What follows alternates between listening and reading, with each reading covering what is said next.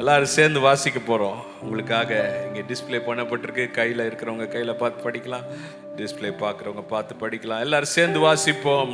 சின்னவன் ஆயிரமும் சிறியவன் பலத்த ஜாதியும் ஆகுவான். கர்த்தராகிய நான் ஏற்ற காலத்தில் இதை தீவிரமாய் நடப்பிப்பேன். ஆமென் சொல்லுங்க. பலத்த பெருக்கத்தின் ஆண்டு, year of increase and power. Now Englishல வாசிக்க கூடியவங்க சேர்ந்து வாசிங்க. இந்த டிஸ்பிளே பார்த்து, the least of you will become 1,000, the smallest a mighty nation. I am the Lord, in its time I will do this swiftly. Isaiah 60 verse 22. Isaiah 60:22. Amen.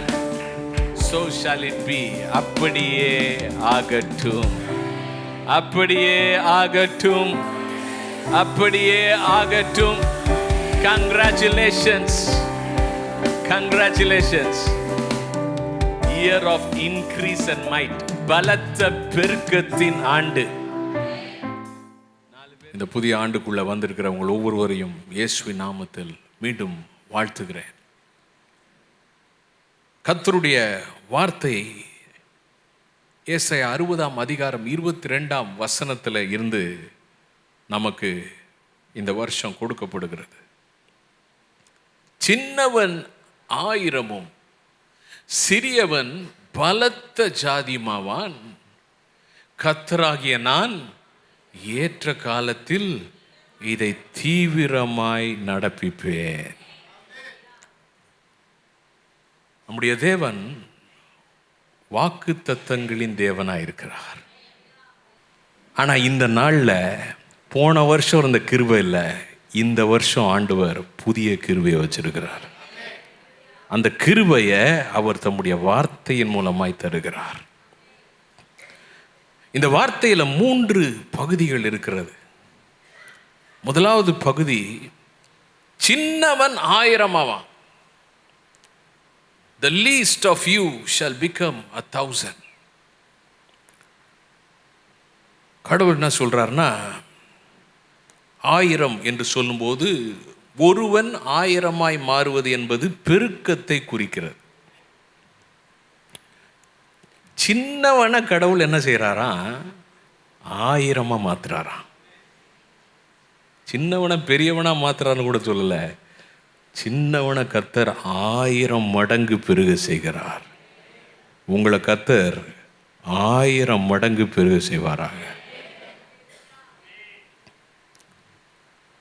அவர் பெரிய தேவனாக இருந்தாலும் சிறியவர்கள் மேல் கண்ணோக்கமாக இருக்கிறார். Though he is a great God, his eyes are on the least ones. உபாகமம் 1:11 ஆண்டவர் சொல்றாரு, ஆண்டவர் வார்த்தை சொல்லுது, இப்போ நீங்கள் இருக்கிறத விட 1000 மடங்கு நீங்கள் பெருகுவீர்கள்னு சொல்லிட்டு கர்த்தர் அப்படி சொல்றாரு. உங்கள் வாழ்க்கையில் ஒரு 1000 மடங்கு பெருக்கத்தை அவர் கொண்டு வர விரும்புகிறார். உங்களுடைய வாழ்க்கையின் எல்லா பகுதிகளிலும், உங்களுடைய வேலையில், உங்களுடைய தொழிலில், உங்களுடைய பொருளாதாரத்தில் 100 ரூபாயை 1000 மடங்கு பெருக வச்சா அது எவ்வளோ ரூபா ஆயிடுது? 1,00,000. 1000 ரூபாவை 1000 மடங்கு பெருக வச்சா 10,00,000 ஆயிடுது. என் தேவன் இந்த ஆண்டிலே பெருக்கத்தை கட்டளையிடுகிறார். ஆண்டவர் சபையாக இருக்க நம்மை சபையாகும் கர்த்தர் பெருக செய்கிற தேவனாக இருக்கிறார். பாருங்க, இப்படிப்பட்ட பெருக்கத்தை இந்த சின்னவனுக்கு ஆண்டவர் கொடுக்குறார். அதுதான் பெரிய விஷயம். உபாகமம் 7:7 வாசிக்கும் போது கடவுள் சொல்றார், ஏன் இஸ்ரவேல் ஜனங்களை தெரிந்து கொண்டாராம்? அவங்க எல்லா நாடுகள்லையும் பெரியவர்களாக இருக்கிறதுனால அல்ல, பெரிய எண்ணிக்கையில் இருக்கிறதுனால அல்ல, எல்லாரை விட அவர்கள் கொஞ்சமாய் இருந்ததினாலே கடவுள் அவங்கள தெரிந்து கொண்டார். அப்ப முதல் காரியம் நம்ம என்ன கத்துக்கிறோம்னா, we have to humble truly. இந்த சின்னவன்னா என்ன அர்த்தம்னா, நம்மை நாம் மெய்யாக உண்மையாக தாழ்த்துகிறவர்களாக இருக்க வேண்டும். எந்த அளவுக்கு நம்ம கடவுளுக்கு முன்பாக நம்மளை உண்மையாக தாழ்த்துறோமோ, கடவுள் அந்த அளவுக்கு நம்ம 1000 மடங்கு பெருக செய்ய வல்லவராக இருக்கிறார். இந்த வருஷத்தில் 3 பாடத்தில் முதல் பாடம், நாம் உண்மையாய் நம்மை தாழ்த்த வேண்டும். Humble yourself truly and God will increase you 1,000 times. யோவான் 6ஆம் அதிகாரம் 9 முதல் 13ஆம் வசனங்களை நாம் பார்க்கும் பொழுது, அந்த இடத்துல ஒரு சிறிய பையன் இயேசு கிறிஸ்து ஊழியம் செய்தப்ப நிறைய பேர் வந்து அவரிடத்துல பிரசங்கம் கேட்குறாங்க. அவங்களுக்கு சாப்பாடு போட்டு அனுப்பணும்னு சொல்கிறாரு. சீஷர்கள் எல்லாரும் அந்த நேரத்தில் இவங்களுக்கு எங்கே போய் நாங்கள் சாப்பாடு வாங்குறது, ஆயிரக்கணக்கான மக்கள்னு திகைத்து நிற்கிறாங்க. அப்போ இங்கே ஒரு சிறு பையன் இருக்கிறான். அவன் கையில் 5 வார்கோதுமை அப்பங்களும் 2 மீன்களும் உண்டு. There were 5 loaves and 2 fish. சின்ன பையன், சிறிய பையன், சின்னவன் 1000. அந்த சின்ன பையனுக்கு இருந்த ஒரு காரியம் என்னன்னா, மற்றவங்கெல்லாம் தங்களுக்குன்னு வச்சுட்டு இருந்தாங்க. ஆனால் அந்த சின்ன பையன் 5 அப்பம் 2 மீன் தான் அதை ஆண்டவர் கையில் கொடுக்குறான். தேவனுக்கு முன்பாக தன்னை தாழ்த்தி கொடுக்குறான். தேவனுக்கு முன்பாக தாழ்த்தி கொடுத்தவனுடைய வாழ்க்கை எப்படி மாறுதுன்னா, அதை இயேசு கிறிஸ்து பெருக செய்தார். கடைசியில் பார்க்குறோம், 5000 புருஷர்கள் சாப்பிட்டார்கள். அப்புறம் ஸ்திரீகள், பிள்ளைகள் எல்லாம் முடிஞ்ச பிறகு 12 கூடை மீதம் எடுத்தார்கள். இப்போ ஒரு சின்ன கணக்கு போடுங்களேன். இந்த கூடை அந்த ஆட்கள் தான் கொண்டு வந்திருப்பாங்க. வந்தவங்க அவங்க சாப்பாடு மூட்டையெல்லாம் அதில் கொண்டு வந்திருப்பாங்க, கூடையில் கொண்டு வந்திருப்பாங்க. அந்த கூடையெல்லாம் வாங்கிட்டாங்க. ஒரு 12 கூடை வாங்கினாங்க. ஏன்னா அவ்வளோ மிஞ்சிச்சு. ஒவ்வொரு கூடையும் இவர் 5 அப்பம் கொடுத்தாரு. 12 சீஷர்கள் கையில் ஆளுக்கு ஒரு கூடை, 12 கூடை. காலியான கூடையில் மிச்ச மீதியை எடுக்கிறாங்க. அப்பத்து துணிக்கையும் மீன்களின் துணிக்கையும். ஒவ்வொரு கூடையிலையும் ஒரு தோராயமாக கணக்கு வச்சுப்போம், ஒரு 50 அப்பம். 5 அப்பமாக இருந்தது, ஒரு 100 அப்பமாக மாறுச்சுன்னு வச்சுப்போம். ஒரு 100 அப்பமாக மாறுச்சு துணிக்கைகள். அப்போ 12 கூடை அப்படின்னு வச்சுக்கிட்டிங்கன்னா 100 அப்பம் ஒரு கூடையில் போட, 100 சப்பாத்தி ஒரு கூடையில் போட முடியுமா? முடியாதா? போடலாம். ஒரு கூடையில் 100 சப்பாத்தி, 100 அப்பம். 12 கூடையில் எவ்வளோ? 1200 அப்பம் மிச்சம் வந்துச்சு. சின்னவன் 1000 மாறுவான். ஹல்லேலூயா. அந்த சின்ன பையன் தன்னை தாழ்த்துறான். இந்த வருஷத்தில் ஆண்டவர் தான் நம்மகிட்ட பேசுகிறார். 2026 மகனே மகளே, அதிகமாக உன்னை தாழ்த்து, நான் உன்னை பெருக செய்வேன். தாழ்த்துறதுன்னா என்னன்றத பேதுரு எழுதுறாரு. ஏன்னா பேதுரு தான் ரொம்ப முந்திரி கொட்டை மாதிரி இருந்த ஆள். 12 பேரில் எப்போ பார்த்தாலும் முதல் கருத்து சொல்ல விரும்புகிறவர் அவர் தான். இயேசுநாதருக்கே அட்வைஸ் பண்ணுறவர், இதெல்லாம் நீங்கள் சரிப்படுத்தணும். அந்த மாதிரி இருந்த ஆள் கடைசியில் 3 தடவை மறுதளித்த பிறகு புத்தி கொஞ்சம் தெளிஞ்சிச்சு. பரிசுத்த ஆவியானவர் வந்த பிறகு புத்தி புதுசாயிருச்சு. தாழ்மை உள்ளவராக எழுதுகிறார் பாருங்க. 1 பேதுரு 5ஆம் அதிகாரம் 5-6 வசனங்களை வாசிக்க கேட்போம். அந்தபடி இளைஞரே, மூப்பருக்கு கீழ்ப்படியுங்கள். நீங்கள் எல்லாரும் ஒருவருக்கொருவர் கீழ்ப்படிந்து மனத்தாழ்மையை அணிந்து கொள்ளுங்கள். பெருமையுள்ளவர்களுக்கு தேவன் எதிர்த்து நிற்கிறார், தாழ்மையுள்ளவர்களுக்கோ கிருபை அளிக்கிறார். ஆகையால் ஏற்ற காலத்திலே தேவன் உங்களை உயர்த்தும்படிக்கு அவருடைய பலத்த கைக்குள் அடங்கி இருங்கள். பேதுரு ரொம்ப மாறிட்டார். என்ன எழுதுறாருன்னா, இளைஞரே, வயசு குறைவாக இருக்கிறவங்களே, வாலிபர்களே, பிள்ளைகளே, மூத்தவங்களுக்கு தாழ்த்துங்க. வயசு முதிர்ந்தவங்களுக்கு, உங்கள் பெற்றோர்களுக்கு முன்பாக உங்களை தாழ்த்துங்க. இப்போ வாலிபர்கள், பிள்ளைகள் இந்த வார்த்தையை எடுத்துக்கணும். பெற்றோர்களுக்கு எதிர்த்து நிற்கக்கூடாது. பெற்றோர்களுக்கு கீழ்ப்படியணும், பெற்றோர்களுக்கு தாழ்த்தணும், பெரியவங்களுக்கு முன்பாக தாழ்த்தணும், அதிகாரிகள் ஆசிரியர்களுக்கு முன்பாக தாழ்த்தணும். அப்போ வாலிபர்களுக்கு, பிள்ளைகளுக்கு, இளைஞருக்கு சொல்லிட்டு இருந்தவர் அடுத்த ஸ்டெப்புக்கு வர்றாரு. மற்றவங்களெல்லாம் விட்டுல, எல்லாரையும் சேர்த்துடுறாரு. அடுத்தது நான் சொல்றாரு, நீங்கள் எல்லாரும் ஒருவருக்கொருவர் கீழ்ப்படிந்து மனத்தாழ்மையை அணிந்து கொள்ளுங்கள். அப்போ எல்லாருமே என்ன செய்கிறோம்? அந்த லிஸ்ட்டில் வந்துடுறோம். எல்லாருமே ஒருவருக்கொருவர் நம்மை தாழ்த்தி மனத்தாழ்மையை ஒரு ட்ரெஸ் மாதிரி அணிந்து கொள்ளுங்கள். உடைகளில் எல்லாம் அழகான உடை. நம்ம எவ்வளோ புத்தாடைகளை போடுறோம், அழகாக போடுறோம், ரொம்ப நல்லது. ஆனால் கடவுளுடைய பார்வையில் அழகான ஒரு உடை என்னன்னா தாழ்மை. எவ்வளோக்கு எவ்வளோ நம்மளை தாழ்த்துறோமோ, ஒரு தாழ்மை உள்ள கணவன், ஒரு தாழ்மை உள்ள மனைவி, ஒரு தாழ்மை உள்ள பிள்ளை, தாழ்மையாக நம்ம இருக்கும்போது கடவுள் என்ன செய்கிறாரா? அடுத்த வசனத்தில் பார்க்குறோம் பாருங்க. தேவன் பெருமை உள்ளவர்களுக்கு, 5ஆம் வசனத்தில் 2வது பகுதி, பெருமை உள்ளவர்களுக்கு தேவன் எதிர்த்து நிற்கிறார், தாழ்மை உள்ளவர்களுக்கோ கிருபை அளிக்கிறார். நம்ம பேசுறது, நம்ம நடந்துக்கிற விதம், நம்ம செயல்படுற விதம் எல்லாத்துலேயுமே நம்மளை தாழ்த்தணும். ஏன்னா அந்த பெருமை வந்துச்சுன்னா, முதல் பாவம் கீழ்ப்படியாமைன்னு நிறைய பேர் சொல்லுவாங்க. ஆனால் முதல் பாவம் வந்து கீழ்ப்படியாமை கிடையாது, பெருமை தான். லூசிஃபர் அங்கேயே பண்ணிட்டார் பரலோகத்தில். பரலோகத்துக்குள்ளாரே பிரச்சனை வந்துருச்சு இந்த லூசிஃபருக்கு. பெருமை வந்துருச்சுன்னா கடவுளுக்கு ஆப்போசிட் பார்ட்டியாக நம்ம மாறிடுறோம். யார் எழுதுறா? பேதுரு எழுதுறாரு. நிறைய அனுபவிச்சு தான் வாழ்க்கையில் எழுதுறாரு.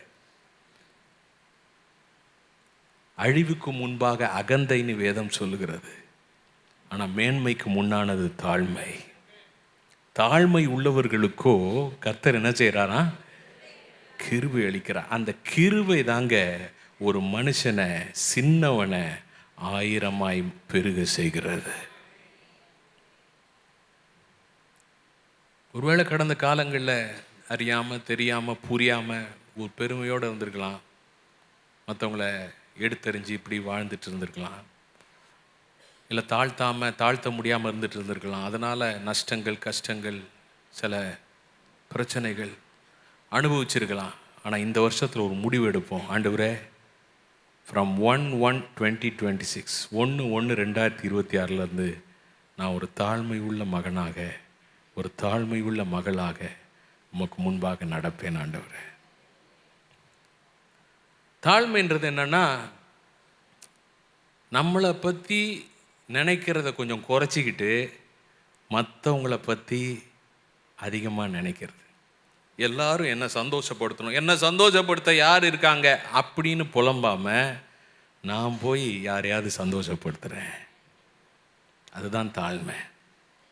மற்றவங்க எனக்கு என்ன செய்கிறாங்க, எனக்கு உதவி செய்ய ஆள் இல்லை அப்படின்னு கவலைப்படாமல் நான் போய் யாருக்காவது உதவி செய்கிறேன். அதுதான் தாழ்மை. நம்மளை பற்றியே நம்ம நினச்சிட்டு எனக்கு எவ்வளோ கஷ்டம் இருக்குது தெரியுமா அப்படின்னு உட்கார்ந்துட்டு இருக்காம, கஷ்டப்படுற யாருக்கோ நம்ம போய் ஆறுதலாக இருக்கும்போது ஆண்டவர் சொல்கிறாரு, சின்னவன் 1000ஆய் பெருகுவான். இரண்டாவதாக, சிறியவன் பலத்த ஜாதியாவான். எல்லாரும் சொல்லுங்க. இந்த பலத்த அப்படின்ற வார்த்தைக்கு ஹீப்ரு வேர்டு, எபிரேய வார்த்தை பார்த்தீங்கன்னா அதனுடைய அர்த்தம், இந்த மிருகம், சிங்கத்துக்கு அதனுடைய கால்கள் இருக்கு பாருங்க, அந்த பாதம் இருக்கு பாருங்க. சிங்கம், புலி இதெல்லாம் இதை வச்சு தான் என்ன செய்யும், தன்னுடைய இரையை அடித்து அதை மேற்கொள்ளும். அந்த பலத்தன்ற அந்த வார்த்தை, அந்த பதத்துக்கு எபிரேய அர்த்தம் அந்த பாதம். இந்த சிங்கம் எப்படி தன்னுடைய பாதத்தினால் அடித்து மேற்கொள்ளுகிறதோ, இறைய பிடிக்குதோ, அந்த மாதிரி ஒரு பலனை சிறியவர்களுக்கு கத்த தர்றேன்னு சொல்றாரு. கத்தர் உங்களை பலப்படுத்துறேன்னு சொல்றாரு. அவர் பலவீனர்களை தாங்குகிறார். சத்துவம் இல்லாதவர்களுக்கு சத்துவத்தை பெருக செய்கிறார். இளைப்படைந்தவர்களையும் அவர் இளைப்பாற செய்கிறார். இந்த செய்தியை நீங்க ரொம்ப பலவீனத்தோட கேட்டுக்கொண்டிருக்கலாம். இந்த வருஷம் நான் சொல்றேன், கர்த்தருடைய வார்த்தை கடந்து வருது, நீங்க பலன் அடைய போறீங்க. கர்த்தர் உங்களை பலப்படுத்த போகிறார். பலத்த ஜாதியாய் மாற்ற போகிறார். அல்லேலூயா. ஆமா, ஜாதினா தேசம். சிறியவனை ஒரு தேசமா மாற்றுவேன் அப்படி சொல்லியிருக்கலாம். அப்படி சொல்லல, ஆற்றல் உள்ளவர்களாய் மாற்றுகிறார். ஏதோ மைனாரிட்டியா வைக்கல, கடவுள் உங்களை மெஜாரிட்டியா வைக்கிறாரு. அவர் உங்களோட கூட இருக்கிறதுனால நீங்க பலன் அடைய போகிறீர்கள். அதனால ரெண்டாவது காரியம் நம்ம என்ன செய்யணும்? Believe firmly. உறுதியாய் விசுவாசியுங்கள். எல்லாரும் சொல்லுங்க, இன்னொரு தடவை சொல்லுங்க, இன்னொரு தடவை சொல்லுங்க. இப்ப சொல்லுங்க, உறுதியாய் விசுவாசிக்கிறேன், இந்த வருஷம் நான் பலன் அடைவேன். அப்படின்னா உங்க உடம்புல இருக்கிற பலவீனங்கள்லாம் வெளியேற போகுது. உங்க உடம்புல இருக்கிற வியாதிகள் வெளியேறுகிறது. இந்த செய்தியை கேட்கும் போதே பலவீன எண்ணங்கள் உங்களை விட்டு வெளியேறுகிறது. நெகட்டிவ் எண்ணங்கள் வெளியேறுகிறது. கர்த்தர் உங்களை பலனடைய செய்கிறார். You're going to be a strong or a mighty nation. அவங்களுக்கு ஒரு நல்ல செய்தி சொல்லிட்டா, miracle still happen. அற்புதங்கள் இன்றைக்கும் நடக்கிறது. ஏதோ பைபிளில் இருந்த நாட்களோட முடிஞ்சு போலங்க, இன்னைக்கும் நடக்குது. இயேசுவின் நாமத்தினால இன்னைக்கும் அற்புதங்கள் நடக்கிறது. 2026 கர்த்தர் உங்களுக்கு அற்புதங்களை செய்கிறாரு. கர்த்தர் உங்களை பலனடைய செய்கிறார். எல்லாரும் சேர்ந்து சொல்லாமா? என்னை பலப்படுத்துகிற கிறிஸ்துவினாலே செய்ய எனக்கு பலன் உண்டு. நல்லா கவனிங்க. Believe and don't give up.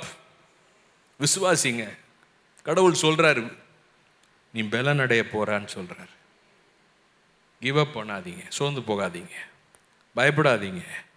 கடவுள் உங்களுக்காக நல்ல திட்டத்தை வச்சிருக்கிறார். டாக்டர் என்ன வேணா சொல்லியிருக்கலாம், மனிதர்கள் என்ன வேணா சொல்லியிருக்கலாம், சூழ்நிலை எப்படி வேணா இருக்கலாம். ஆனால் எப்படி இருந்தாலும் நீங்கள் தான் ஒரு முடிவு எடுக்கணும். நான் சோர்ந்து போக மாட்டேன். I refuse to give up because I believe the word. ஏனென்றால் கடவுள் கொடுத்திருக்கிற வார்த்தையை நான் விசுவாசிக்கிறேன். அதனால என் வாயில விசுவாசத்தோட பேசுகிறேன். நான் பலத்த ஜாதியாய் மாறுவேன். சொல்லுங்க, நான் பலத்த ஜாதி, நான் பலமுள்ள தேசம், நான் பலமுள்ள மனுஷன். ஹல்லேலூயா. இந்த செய்தியை ஆயத்தப்படுத்திட்டு இருந்தப்ப, ஜெபிச்சுட்டு இருந்தப்ப, ஆண்டவர் என்கிட்ட இந்த கேள்வியை கேட்டார். உங்ககிட்ட அதே கேள்வி இந்த நேரத்தில் கேட்குறாரு. இப்படி நான் சொல்றேனே, இதை நீ விசுவாசிக்கிறியா? நீ பலனடைய போகிறாய் என்று நான் சொல்லுகிறேன், நீ இதை விசுவாசிக்கிறாயா என்று கர்த்தர் உன்னிடத்தில் கேட்கிறார்.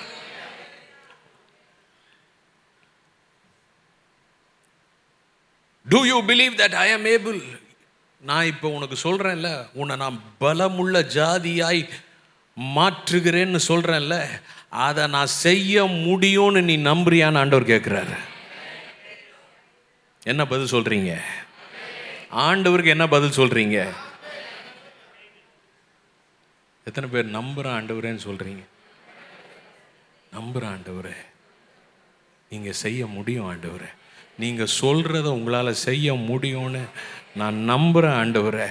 Do you believe that I am faithful to fulfill? நான் சொல்லுகிறதை நிறைவேற்றுகிற அளவுக்கு எனக்கு உண்மை தன்மை இருக்கும் என்று நம்புகிறாயா என்று ஆண்டவர் கேட்கிறார். என்ன சொல்றீங்க? நீங்கள் உண்மை உள்ளவர்னு நான் நம்புகிறேன் ஆண்டவரே. அதனால் நான் பலத்த ஜாதி, அதனால் நான் பலன் அடைகிறேன், நான் விசுவாசிக்கிறேன். இந்த வருஷம் எதுவும் என் விசுவாசத்தை எதிர்க்க முடியாது. எதிர்க்கிற யாவற்றையும் என் விசுவாசத்தை கொண்டு நான் ஜெயிக்கிறேன். I refuse to give up. I refuse to give up. இந்த வருஷம் நீங்கள் சீக்கிரமாக சோர்ந்து போகிறது கிடையாது. நீங்கள் மேற்கொள்கிறீங்க, நீங்கள் ஜெயிக்கிறீங்க, நீங்கள் அந்த சூழ்நிலையின் மேலே வெற்றி எடுக்கிறீங்க. 1 சாமுவேல் 17ஆம் அதிகாரம் 45 முதல் 47ஆம் வசனங்களை வாசிக்கும் பொழுது, தாவீது என்கிற சிறியவன் ஆனால் விசுவாசத்தில் பெரியவன். அதுதான் இன்னைக்கு ஆண்டவர் சொல்றாரு, நீங்க சூழ்நிலை பார்த்தா சிறியவனா இருக்கலாம், ஆனா விசுவாசத்துல பெரியவனா இருக்கணும். அந்த கோலியாத்து வெளியில அவ்வளோ பெரிய ஒரு ராட்சதனாக நிற்கிறான். அவன் என்னத்தை நம்பி இருக்கிறான்? தனக்கு இருக்கிற அனுபவத்தை, தனக்கு இருக்கிற வாழை, தனக்கு இருக்கிற இதையும் அதையும் நம்பி இருக்கிறான். இவர் சொல்றார் பாருங்க, 47ஆம் வசனத்தை வாசிக்கும் பொழுது, 45 வாசிக்கிறேன். அதற்கு தாவீது பெலிஸ்தனை நோக்கி, நீ பட்டயத்தோடும் ஈட்டியோடும் கேடயத்தோடும் என்னிடத்தில் வருகிறாய், நானோ நீ நிந்தித்த இஸ்ரவேலுடைய இராணுவங்களின் தேவனாகிய சேனைகளுடைய கர்த்தரின் நாமத்தில் உன்னிடத்தில் வருகிறேன். Hallelujah. Wow wow, what a faith. என்ன விசுவாசம் பாருங்க. ஒரு 17 வயசு வாலிபனுக்கு பார்க்கறதுக்கு சிறியவன், ஆனால் விசுவாசத்தில் பெரியவன். கடவுள் சொல்லியிருக்கிறாரு என்னை கைவிட மாட்டாரு. கடவுள் சொல்லியிருக்கிறார் என்னை விட்டு கொடுக்க மாட்டாரு. கடவுள் சொல்லியிருக்கிறார் நான் தோத்து போகிறத பார்த்துட்டு அவர் சும்மா இருக்க மாட்டாரு. கடவுள் சொல்லியிருக்கிறார், ஆகையினால் நான் ஜெயிப்பேன். அந்த கோலியாத்துக்கு ஒரு பாடத்தை சொல்கிறான். 47ஆம் வசனம் எல்லாரும் சேர்ந்து வாசிங்க. 47 எல்லாரும் சேர்ந்து வாசிக்கலாம். கர்த்தர் பட்டயத்தினாலும் ஈட்டியினாலும் ரட்சிக்கிறவர் அல்ல என்று இந்த ஜனக்கூட்டம் எல்லாம் அறிந்து கொள்ளும். யுத்தம் கர்த்தருடையது, அவர் உங்களை எங்கள் கையில் ஒப்பு கொடுப்பார் என்றான். ஹல்லேலூயா. உங்களுக்கு முன்னாடி இருக்கிற இந்த சூழ்நிலை, இந்த ராட்சதனை போல கோலியாத், காத்தூரானாகிய கோலியாத்தை போல, ஒரு ராட்சதனை போல, மலையை போல இருக்கலாம். ஆனால் நீங்கள் விசுவாசத்தோடு நிற்கிறீங்க. கர்த்தர் உங்களை பார்த்து சொல்கிறாரு, உங்களை பலத்த ஜாதியாக மாத்துறாருன்னு சொல்லிட்டு. ஆகையினால் அந்த கோலியாத்து விழுந்தே ஆக வேண்டும். இந்த வருஷம் 2026 கோலியாத்துகள் விழுகிற ஆண்டாக உங்க வாழ்க்கையின் மேல நான் பேசுகிறேன். ஹல்லேலூயா. இயேசுவின் நாமத்தினால நீங்க அந்த சூழ்நிலையை பார்த்து இன்னையிலிருந்து பேசணும், எனக்குள்ள இருக்கிறவர் பெரியவர். ஆகையினால் மலையை நீ பெயர்ந்து போ, பிரச்சனையை நீ பெயர்ந்து போ, பலவீனமே நீ பெயர்ந்து போ, வியாதியை நீ பெயர்ந்து போ, கடன் பிரச்சனையை பெயர்ந்து போ. நீங்க பயப்பட போறதில்லை, அது ஓட போகுது. கோலியாத் அன்னைக்கு கீழே விழுந்தான். அவன் நம்பின பட்டயம், ஈட்டி, கேடவன்லாம் அவனோட சேர்ந்து கீழே விழுந்துச்சு. தாவீது கோலியாத்தின் மேல ஜெயம் எடுத்தான். கர்த்தர் வெற்றியை தந்தார். சிறியவனை பலத்த ஜாதியாய் மாற்றினார். கடைசியில் பாடினவங்கெல்லாம் பாடினாங்களாம் ஸ்திரீகள். 1 சாமுவேல் 18 பார்க்குறோம், சவுல் கொன்றது 1000, தாவீது கொண்டது 18:7 அது சொல்லப்பட்டிருக்கிறது. பலத்த ஜாதி. அப்போ 1000 கூட நிறுத்தல, எங்க கொண்டு போய் வச்சுட்டாரு? 10000. அதான் பலத்த ஜாதி. Super strong. சொல்லுங்க, I am super strong. But you need to do one thing.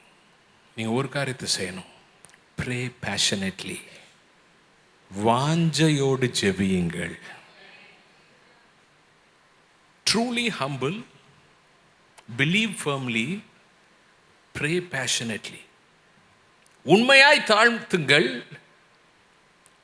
அடுத்தது எப்படி விசுவாசிக்கணுமா? உறுதியா விசுவாசிக்கணும். வாஞ்சையோட ஜெபியுங்க, வாஞ்சையோட செபியுங்க. ஆண்டவரே, நீங்கள் சொன்ன மாதிரி அந்த கிருபையை, என் 1000 மடங்கு பெருக செய்கிற கிருபையை எனக்கு தாரும். நான் பெற்றுக்கொள்ளுகிறேன். ஆண்டவரே, அந்த பெலனை, அந்த கோலியாத்தை ஜெயிக்கிற பெலனை எனக்கு தாரும், நான் பெற்றுக்கொள்ளுகிறேன். கர்த்தராகிய நான் ஏற்ற காலத்தில் அதை தீவிரமாய் ஒன்று தெரிஞ்சுக்கணும், காலங்கள் அவருடைய கரத்தில் இருக்கிறது. அவர் காலங்களை மாற்றி அமைக்க வல்லவராய் இருக்கிறார். வாசிங்க 2 ராஜாக்கள் 20ஆம் அதிகாரம் 1 முதல் 11. 2 Kings chapter 20 verses 1 to 11. இதில் எசேக்கியா என்கிற ராஜா நீ மரணம் அடைய போறேன்னு சொல்லி அனுப்பிச்சிடுறார் ஆண்டவர் தீர்க்கதரிசி மூலமா. தீர்க்கதரிசி வந்து சொன்ன உடனே எசேக்கியா சுவர்புறமாய் திரும்பி ஜெபிக்கிறார். ஆண்டவரே, கண்ணீரோட ஜெபிக்கிறார். என்ன நினைங்க, எனக்கு ஒரு அற்புதம் செய்யுங்கன்னு ஜெபிக்கிறார். எனக்கு சாக விருப்பம் இல்லை. முதலாவது நீங்கள் முடிவு பண்ணணும், நான் தோக்கதற்கு விருப்பம் இல்லை, நான் ஜெயிக்க விரும்புகிறேன். அல்லேலூயா.